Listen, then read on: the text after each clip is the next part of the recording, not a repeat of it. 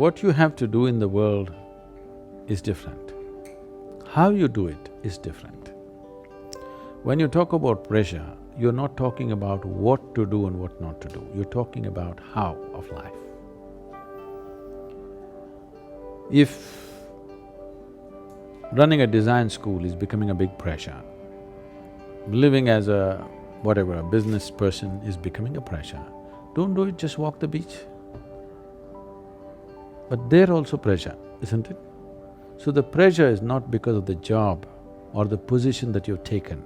Pressure and stress is happening because you do not know how to conduct your body, how to conduct your mind and how to conduct your emotions. This human mechanism, this is the most sophisticated gadget on the planet. Have you read the user's manual? That's the whole problem. If you deal with that, outside situations are a play. To what extent can you play? Maybe you cannot play like me, but you will play to the best of your capability and that's fine. You don't have to play like somebody else, but you must play to the best of your capability. If that doesn't get explored, when you're pressured, it will not get explored. When you're pressured, when you're stressed, you will not live to your full capability. Even the silly things cannot be done when you're under pressure.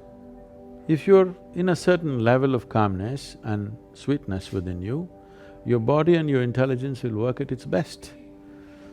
So, this is about playing this life out. This is not about proving something to somebody.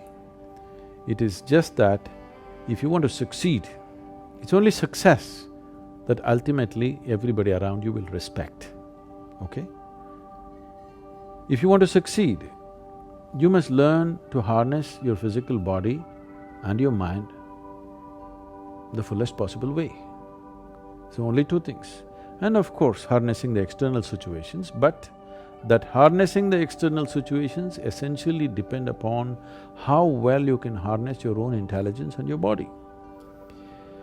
Now when you're creating pressure, on one level what it means is, your intelligence has turned against you. It's not working for you, it is working against you. Nobody has to cause misery to you, you're in self-help. So you're saying that happiness can only come when you achieve success and not No, by being no, insignificant I didn't say or anything unknown like that. or- I'm saying only if you're happy, your body and mind will function at their best. If they function at their best, depending upon your individual competence and the situations around us, how they play out. Your success is not just about your competence, there's also a situation. How all these things come together, that will lead to a certain level of success.